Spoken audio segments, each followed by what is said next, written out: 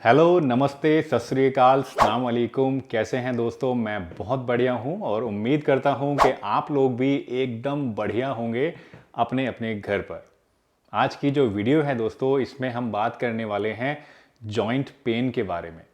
या स्पेसिफिकली अगर मैं बात करूं तो हम आज बात करेंगे नी पेन के बारे में, यानी घुटने के दर्द के बारे में। देखिए, वैसे तो जॉइंट पेन्स या नी पेन बहुत ज़्यादा कॉमन प्रॉब्लम है, बहुत ज़्यादा लोगों में देखने को मिलती है। लेकिन एक चीज़ जो इसके साथ जुड़ी हुई है और बहुत ज़्यादा डिस्टर्बिंग है या बहुत ज़्यादा इरिटेटिंग है, वो ये कि जॉइंट पेन का कोई परमानेंट सॉल्यूशन या परमानेंट ट्रीटमेंट अभी तक भी एलोपैथिक मेडिसिन में नहीं इजाद हुआ है। और यही वजह है कि हम बरसों के बरस पेन किलर्स खाते रहते हैं और उसके बावजूद हमारा जो दर्द है वो वहीं का वहीं बना रहता है। बिल्कुल हमें उससे छुटकारा नहीं मिलता है। और जो साइड इफ़ेक्ट्स हमें मिलते हैं पेन किलर्स को लंबे समय तक खाने में, वो तो एक अलग ही टॉपिक है जिसके बारे में फिर कभी आपसे बात होगी। तो आज की इस वीडियो में मैं आपको बताऊंगा कि अगर आपको जॉइंट पेन की प्रॉब्लम है, नी पेन की प्रॉब्लम है, तो उस केस में आपके पास ट्रीटमेंट के लिए क्या क्या ऑप्शंस हैं जो अवेलेबल हैं। और इसी के साथ साथ मैं आपको आज एक सप्लीमेंट के बारे में भी बताऊंगा जिसको आप यूज़ कर सकते हैं अपने जॉइंट पेन से छुटकारा पाने के लिए। ये एक नेचुरल सप्लीमेंट है जो कि आप यूज़ कर सकते हैं और एज सच इसका कोई साइड इफ़ेक्ट भी नहीं है। ये आपके जो जॉइंट पेन है उसको भी ठीक करता है और जो अंडरलाइन कॉज होता है जॉइंट पेन का, यानी जो आपकी कारण है उस पेन का, उस पे वर्क करता है। आपकी ओवरऑल जो जॉइंट की जो हेल्थ है उसको इम्प्रूव करता है। तो कहीं ना कहीं आप कह सकते हैं कि इससे जो रिजल्ट्स आपको मिलेंगे वो काफ़ी लॉन्ग लास्टिंग होंगे। तो वीडियो में एंड तक मेरे साथ ज़रूर बना ही रहिएगा। काफ़ी ज़्यादा इंटरेस्टिंग होने वाली है वीडियो और बहुत सारी नॉलेज और बहुत सारा ज्ञान आपको आज इस वीडियो से मिलने वाला है। तो चलिए बिना किसी देरी के इसको शुरू करते हैं। और शुरू करने से पहले अगर चैनल पर आप नए हैं, पहली बार वीडियो देख रहे हैं, तो सब्सक्राइब ज़रूर करिएगा हमारे चैनल को और बेल आइकन भी प्रेस कर दीजिए ताकि आने वाले टाइम में भी ऐसी जो वीडियोस बने वो आपको देखने को मिल जाएं।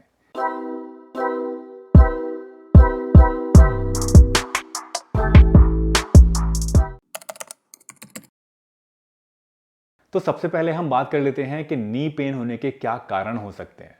देखिए, सबसे एक कॉमन जो कारण है वो तो है ओबेसिटी, यानी मोटापे की वजह से जो आपका लोड है सारी बॉडी का वो आपके घुटनों पे आता है और उसकी वजह से आपको नी पेन हो सकता है।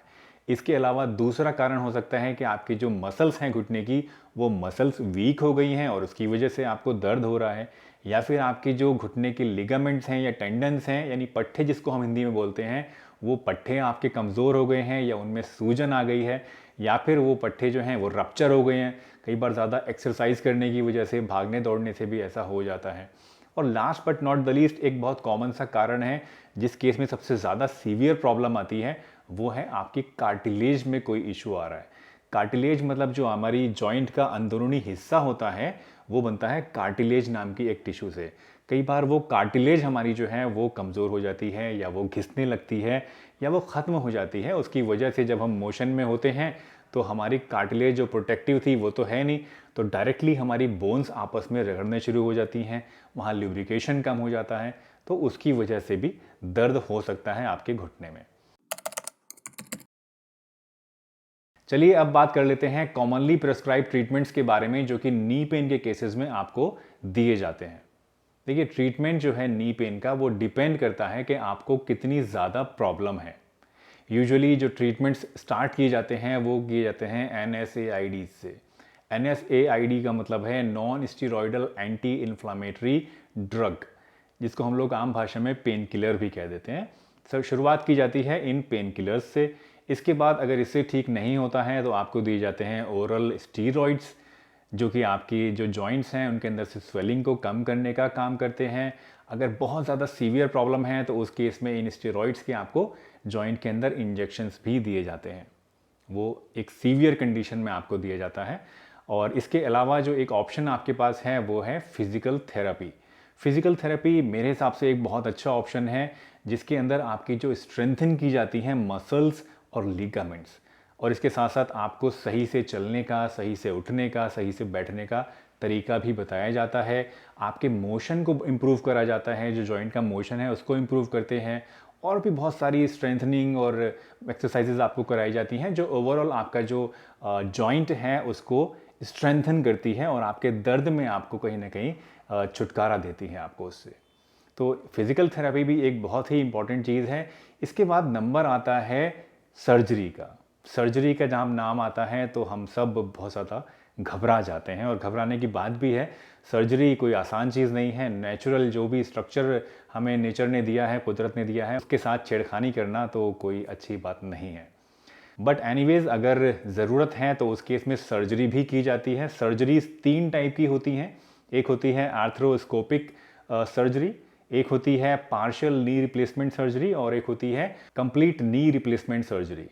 तो ये कुछ सर्जरीज हैं जो कि की जाती हैं। आर्थ्रोस्कोपिक सर्जरी में क्या होता है, आपके जो नी होता है उसके अंदर होल्स करके कैमरा डालते हैं और वहीं से जो भी प्रॉब्लम क्रिएट कर रही है जगह उसको ठीक कर देते हैं। जो पार्शियल होती है रिप्लेसमेंट सर्जरी, उसके अंदर क्या करते हैं कि जो पोर्शन आपके जॉइंट का प्रॉब्लम क्रिएट कर रहा है उस पोर्शन को जो है वो बदल देते हैं किसी आर्टिफिशियल चीज़ से। और कंप्लीट नी रिप्लेसमेंट सर्जरी में क्या करते हैं कि पूरा का पूरा जॉइंट ही चेंज कर देते हैं, जो आपकी प्रॉब्लम है वो जड़ से ख़त्म हो जाती है। बट उसके अपने अलग कुछ कॉम्प्लिकेशंस होते हैं।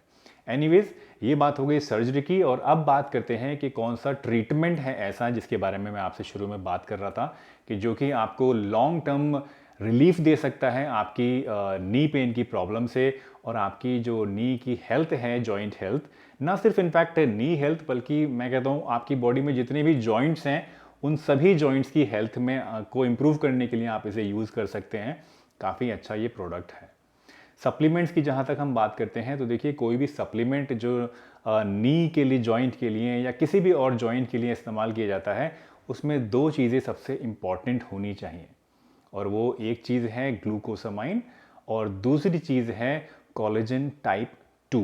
ग्लूकोसामाइन जो है ये आपके कार्टिलेज को रीजनरेट करने का काम करता है। जो हमारी कार्टिलेज होती है जॉइंट्स के अंदर, अगर वो कमज़ोर हो गई है तो उसको रीजनरेट करने के लिए, उसको डेवलप करने के लिए ग्लूकोसामाइन बहुत ज़रूरी होता है। ग्लूकोसामाइन कार्टिलेज के अंदर या जॉइंट के अंदर जो स्वेलिंग आ जाती है उसको भी कम करता है। और अगर आपको ऑस्टियोआर्थराइटिस की प्रॉब्लम है तो उस केस में भी ये रेंज ऑफ मोशन को बढ़ा देता है, यानी जॉइंट का मूवमेंट जो है उसको आसान बना देता है। वहीं जहाँ बात अगर हम करें कोलेजन टाइप 2 की, तो कोलेजन टाइप 2 एक तरह का प्रोटीन होता है जो कि हमारी बॉडी के लिए बेइंतहा ज़रूरी होता है। ये एक ऐसा प्रीडोमिनेंट प्रोटीन है जो कि बॉडी के बहुत सारे कनेक्टिव टिश्यूज़ को बनाने का काम करता है।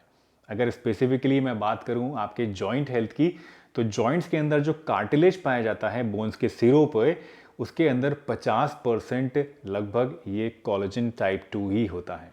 तो अगर आपकी बॉडी के अंदर कोलेजन टाइप 2 प्रॉपर नहीं जाएगा या उसकी कमी हो जाएगी तो उस केस में आपकी जो जॉइंट है उसके अंदर कार्टिलेज ख़त्म होनी शुरू हो जाएगी। वो प्रॉपर जितनी थिकनेस में होनी चाहिए उतनी नहीं रह पाएगी। और जाहिर सी बात है जब कार्टिलेज ही नहीं रहेगी, कार्टिलेज ही कमज़ोर हो जाएगी, तो जब आप मूव करेंगे तो आपकी जो हड्डियां हैं वो आपस में रगड़ खाएंगी। अक्सर आपने देखा होगा जब एज हमारी बढ़ने लगती है तो जॉइंट्स में से कट कट कट कट की आवाज़ें आनी शुरू हो जाती हैं। ये आवाज़ें इसीलिए आती हैं कि जो हमारी जॉइंट के अंदर कार्टिलेज है वो कहीं ना कहीं कमज़ोर होनी शुरू हो गई है और उसकी वजह से ये कट कट की साउंड्स आनी शुरू हो जाती हैं। तो अगर इस तरह की कोई कट कट की साउंड आपको आ रही है तो ये एक अलार्मिंग साइन हो सकता है कि आपकी बॉडी के अंदर जो कोलेजन टाइप 2 है वो कम है या आपकी जो कार्टिलेज है जॉइंट की वो कमज़ोर होनी शुरू हो गई है। उसके अंदर प्रॉपर लुब्रिकेशन नहीं है, प्रॉपर जितनी चिकनाई होनी चाहिए वो नहीं है और आपकी हड्डियाँ आपस में रगड़ खा रही हैं और आगे चल के ये ऑस्टियोआर्थराइटिस की शक्ल भी ले सकता है। तो इस केस में आपको ज़रूरत है अपने लिए एक ऐसा सप्लीमेंट लेने की जिसके अंदर ये दोनों ही चीज़ें पाई जाएं जो कि आपकी कार्टिलेज को स्ट्रेंथन करें। ये दोनों चीज़ें हैं ग्लूकोसामाइन और कोलेजन टाइप 2। और ये दोनों ही चीज़ें पाई जाती हैं एक सप्लीमेंट के अंदर जो आज मैं आपके लिए लेके आया हूँ। इस सप्लीमेंट का नाम है एनवेदा जॉइंट सपोर्ट।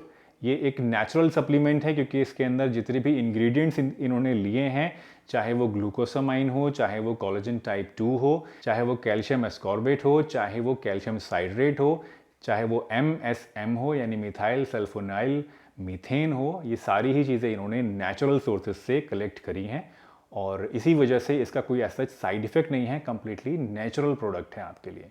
और ये आपकी बॉडी के अंदर जो बोन हेल्थ है उसको इम्प्रूव करता है, कार्टिलेज को रीजनरेट करने का काम करता है, जिसकी वजह से जो कट कट की आवाज़ें हैं और जो जॉइंट में आपके इन्फ्लामेशन या सूजन आ जाती है, दर्द होता है, वो सभी चीज़ें धीरे धीरे आपकी ठीक होना शुरू हो जाती हैं।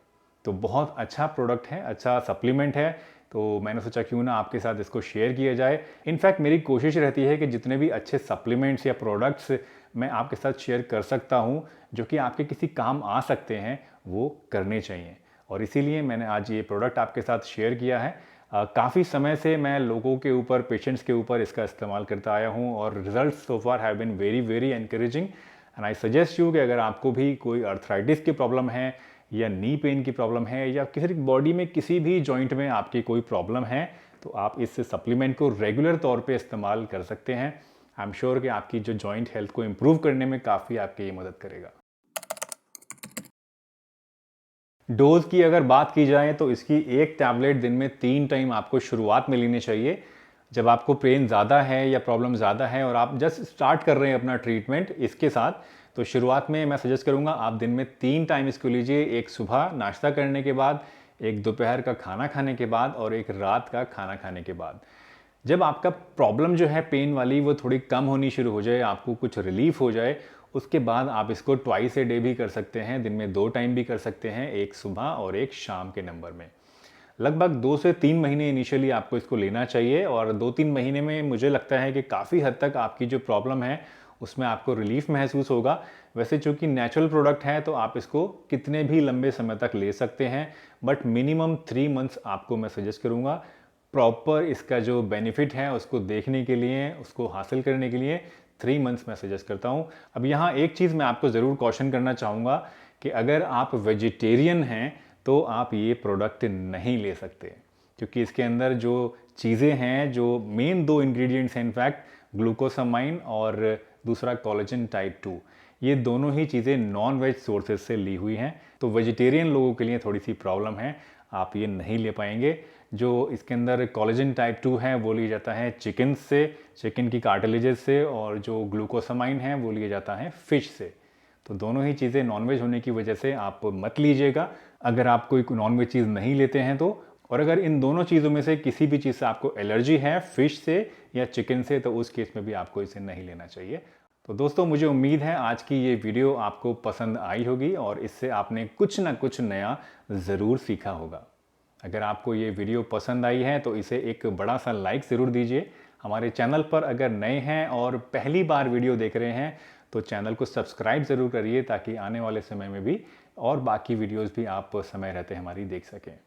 कोई क्वेश्चंस अगर इससे रिलेटेड आपके हैं तो मुझसे कमेंट सेक्शन में पूछ सकते हैं, या फिर आप मुझे इंस्टाग्राम पर भी फॉलो कर सकते हैं। मैं कोशिश करूँगा आपके सभी सवालों का पूरी ईमानदारी के साथ जवाब देने की।